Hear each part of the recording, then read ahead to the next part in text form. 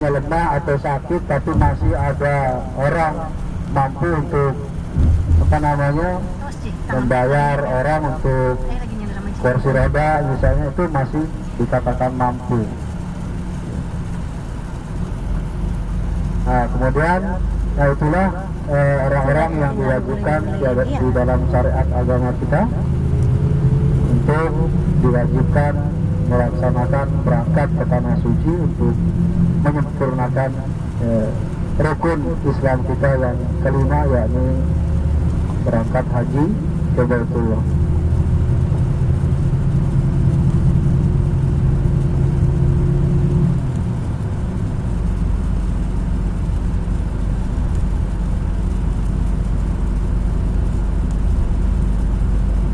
Selanjutnya Bapak Ibu jemaah sekalian, jadi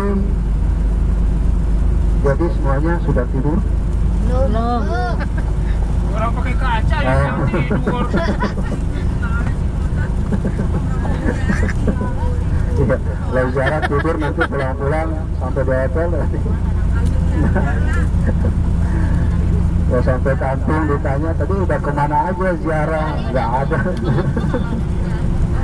Diajak muter-muter aja, datangnya sampai hotel. Diajak muter-muter. Jadi wukuf itu dilaksanakan pada tanggal 9 dimulai dari waktu zuhur. Waktu zuhur dimulai dan berakhirnya di waktu maghrib. Setelah masuk waktu maghrib, matahari tenggelam, jamaah haji berangkat dari Arafah menuju ke Muzdalifah. Ini jalannya, salah satu jalan menuju ke Muzdalifah. Nah ini ada tembok di samping kanan kita. Ini namanya tembok Siti Zubaidah. Iya, Zubaidah. Ada nama Ibu Zubaidah di sini. Ada. Tinggal di kampung kemarin. Tinggal di kampung. Ya, tembok Siti Zubaidah ini dulunya adalah saluran air, ya. Saluran air untuk kebutuhan jamaah haji dari Arafah, Muzdalifah, Mina sampai ke Mekah. Nah itu kabarnya dialirkan dari daerah Taif, ya. Dinamakan dengan tembok Siti Zubaidah karena Siti Zubaidah ini nama istri Khalifah Harun Ar-Rasyid yang berkuasa pada tahun 500 Hijriah, ya. Kurang lebih itu tahun 500 Hijriah, yang pusat kekuasaannya berada di Baghdad, Irak. Nah itu istri beliau bernama Siti Zubaidah, ya, yang memiliki ide untuk membuat tembok atau saluran air ini untuk kebutuhan air bagi jamaah haji. Nah di depan kita ini sebentar lagi kita akan memasuki wilayah Muzdalifah. Muzdalifah itu jamaah haji bermabit, ya. Mabit itu artinya ya seperti beristirahat, berdiam. Nah ini kita sudah masuk daerah Muzdalifah seperti ini. Bapak Ibu, kalau sekarang ini kita lihat Muzdalifah kelihatannya agak kecil, ya. Kecil seperti ini. Tetapi ketika musim haji terasa sangat luas, apalagi Mina. Kalau sekarang ini kecil. Nah itu masjid di samping kanannya itu namanya Masjid Mas'arul Haram, ya. Kabarnya disinilah Nabi kita bermabit ketika melaksanakan ibadah haji di Muzdalifah. Sambil bermabit biasanya jamaah haji kita disempatkan untuk mengambil kerikil, ya. Mengambil kerikil, batu-batu kecil untuk digunakan melempar di Mina. Nama masjidnya tadi itu Masjid Mas'arul Haram. Masjid Mas'arul Haram. Iya. Di depannya lagi, ya, di Wadi Mahasir namanya. Nah, Bapak Ibu jemaah sekalian, di Muzdalifah ini kita tidak akan menemukan tenda, tidak dipasang tenda-tenda seperti di Arafah dan di Mina, karena jamaah haji di situ hanya sebentar, hanya semalam saja, setengah malam, ya. Jadi ketika kita berhaji berada di Muzdalifah, kita merasakan seperti kehidupannya orang-orang fakir miskin ya, yang tidak memiliki rumah, seperti para gelandangan ya, jamaah haji yang biasa tidur di kasur empuk ya, di situ tidurnya di atas kerikil ya, cuman alasnya tikar. Kalau kebetulan pada malam itu turun hujan ya kehujanan, turun angin ya keanginan ya, turun debu ya kedebuan gitu. Pokoknya seperti ada juga yang jamaah haji yang tidurnya di samping knalpot karena saking susahnya mencari tempat untuk tidur, udah capek dari tempat tidur susah, ya udah seadanya ya, seperti itu Bapak Ibu dan sekalian. Nah ini di depan kita ini sudah terlihat tenda-tenda. Nah ini disebut dengan Mina Baru, Mina Jadid. Sebenarnya ini masih wilayah Muzdalifah, tetapi ya pelebaran, perluasan Mina dan terpaksa diambil dari wilayah Muzdalifah. Nah ini nih tenda-tenda di Mina ini kita bisa lihat sepanjang tahun tidak dibongkar, tidak dilepas, dipasang permanen. Kemudian tenda-tendanya juga anti bakar, anti api, karena seringkali terjadi dulu di Mina ini terjadi kebakaran ya, kebakaran di Mina. Nah ini nih di samping kanan kita ini, nah di samping kanan kita ini ada wilayah kosong antara Mina dengan Muzdalifah, disebut dengan Wadi Muhassir ya, di samping kanan kita ini. Ini tempat Raja Abraha dari Yaman dulu ya, yang ingin menghancurkan Ka'bah, membawa pasukan bergajahnya ya, kemudian dihancurkan oleh Allah Subhanahu wa taala. Nah, di samping kanan itu tuh lokasinya, Wadi Muhassir namanya. Melalui burung ababil dihancurkan Abraha dan bala tentaranya. Ya, alam tara kaifa fa'ala rabbuka bi ashabil fil dan seterusnya. Itu kisahnya Abraha yang ingin menghancurkan Ka'bah, kisahnya burung ababil. Nah, ini stasiun kereta api yang ada di Mina. Kemudian ini ada bus di depan kita ini berhenti, itu jamaah menyaksikan di samping kiri kita. Di samping kiri kita katanya ya ada, ya udah lihat apa Ibu? Ada tugu kecil di samping kiri di atas bukit. Udah lihat belum? Udah ya. Itu kabarnya di sanalah Nabi Ibrahim mengajak putranya ya, untuk melaksanakan tugas atau ujian dari Allah Subhanahu wa taala ya, menyembelih anaknya Nabi Ismail. Jadi Nabi Ibrahim pernah berkata, ya andai saja aku punya anak disuruh potong oleh Allah Subhanahu wa taala sebagai ujian, maka aku akan potong. Nah, itu ditagih oleh Allah Subhanahu wa taala ya, kata-kata Nabi Ibrahim itu. Nah, kemudian diperintahkan, wahai Ibrahim ya, penuhilah janjimu untuk memotong anakmu. Itu 3 kali datang ya, melewati mimpi Nabi Ibrahim.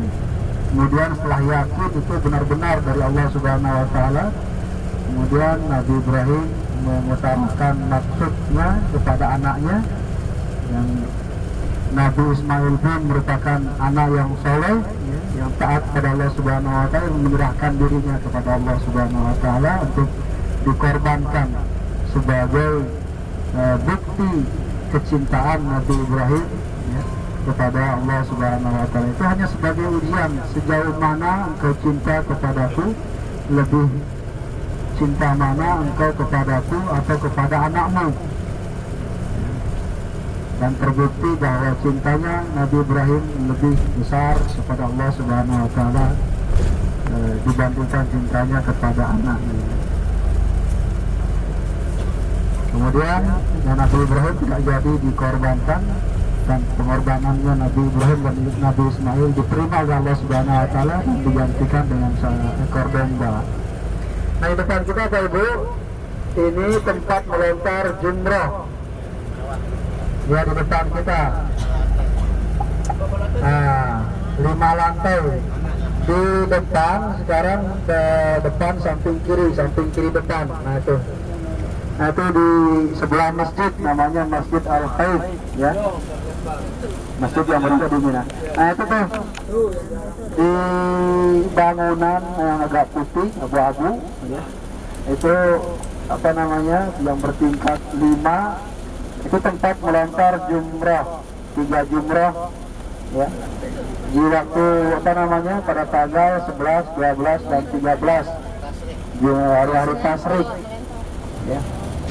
Kemudian nah ini kalau kita lihat di samping kanan kita ini, ya, Terowongan berdarah sebelah mana?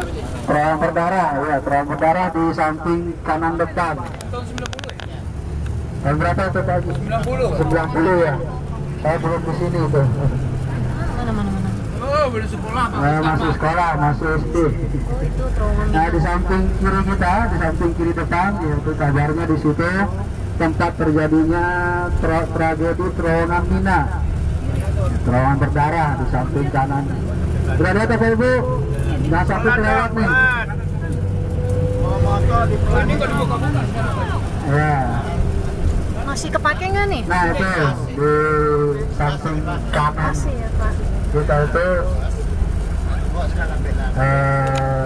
tempat terjadinya tragedi Mina.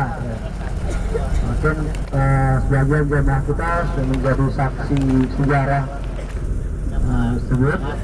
Ya, Pak Harto saya pun masih belum ada di sini pada waktu itu. Tapi kita mendengar dari orang-orang, dari ahli saksi sejarah, saksi tragedi tersebut. Nah katanya terowongan Mina itu seperti ini nih, agak sempit, agak kecil, dan itu apa namanya, jalurnya kayak sekarang ini satu arah, kalau yang keluar, kalau yang masuk. Jadi kalau dulu katanya terowongan cuma satu, kapasitasnya tidak sesuai dengan jumlah pejalan kaki atau jamaah haji yang melalui terowongan tersebut, sehingga terjadilah bencana di situ, desak-desakan, ya, terjadi dorong-dorongan, sehingga kabarnya ribuan jamaah haji yang meninggal di dalam terowongan tersebut, berdesak-desakan. Itu beberapa musibah-musibah yang terjadi di dalam pelaksanaan ibadah haji. 2 tahun yang kemarin, ya, yang lalu, 2 tahun yang lalu juga, tahun yang naas juga kemarin itu, dari keren jatuh, ya, angin badai, kemudian di Mina juga terjadi desak-desakan juga, memakan ratusan korban jamaah haji, ya, itu dalam satu waktu. Belum lagi katanya dan pemondokan jamaah haji Indonesia juga kebakaran. Pokoknya pada tahun kemarin itu, ya, tahun 2 tahun yang lalu juga banyak terjadi musibah, tahun 2015 kemarin. Nah itulah Bapak Ibu jamaah sekalian, sudah beberapa tempat kita kunjungi, ya, tempat-tempat pelaksanaan ritual haji sudah kita saksikan. Jadi pada tanggal 9 disebut dengan hari wukuf, karena jamaah haji berwukuf di Padang Arafah. Kemudian pada tanggal 10-nya jamaah haji bermabit, ya, di Musdalifah, yang disebut dengan hari nahar pada tanggal 10. Kalau pagi harinya kita rayakan hari raya haji, hari raya kurban, hari raya Idul Adha pada tanggal 10-nya. Kemudian pada tanggal 11, 12 dan 13 itu disebut dengan hari tasyrik, ya, hari berkumpulnya jamaah haji di Mina. Malamnya digunakan untuk bermalam atau bermabit, pada siang harinya digunakan untuk melontar 3 jumrah. Ada yang menggunakan 2 malam disebut dengan nafar awal. Ada juga yang menggunakan 3 malam disebut dengan nafar tsani. Dua-duanya itu hanyalah pilihan, boleh kita pakai yang 2 malam, boleh yang kita pakai 3 malam.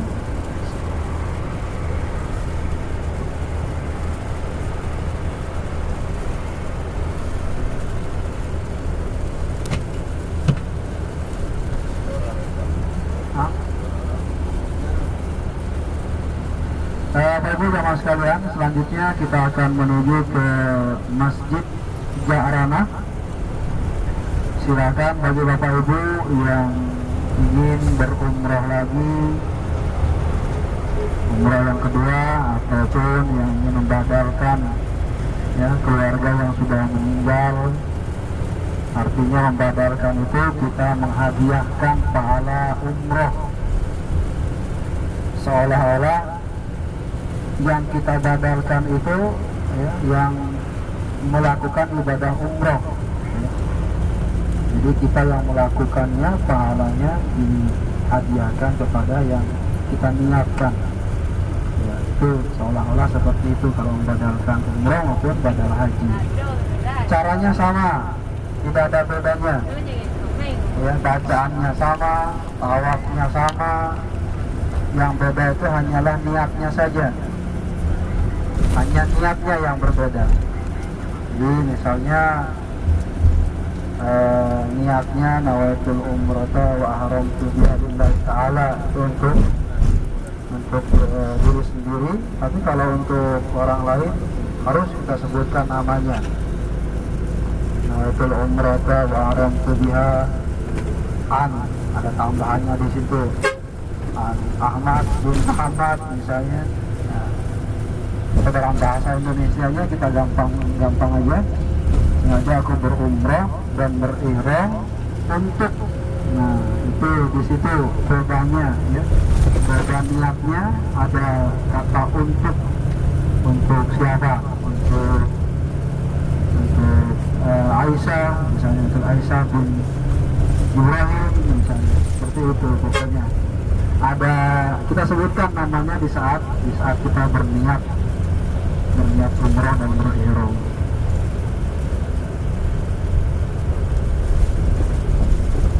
Ya, Bapak Ibu jemaah sekalian, ya, bagus juga, sangat baik untuk kita melakukan badal umrah maupun badal haji ini, maupun badal umrah yang sekarang ini, ya, khususnya karena nanti kita masih ada kesempatan ya, berada di kota Mekah.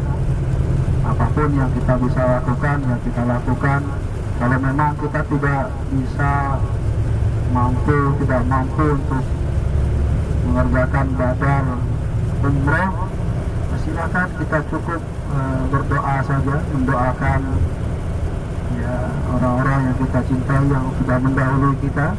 Ya, ketika kita berada di dekat Ka'bah, ketika kita berada di dalam masjid, ya kita doakan mereka, mudah-mudahan diberikan keselamatan, tentraman ya, di alam kuburnya bagi yang sudah meninggal dunia. Tunggu dengan sekalian ya, silakan beristirahat dulu ya. Insyaallah ketika akan mendekati Masjid Ja'ranah ya, kami akan bangunkan. Kenapa Bu? Kurang lebih 20 menit atau 30 menit lagi ya, 30 menit lagi jaraknya 25 kilo dari Mekah kurang lebih.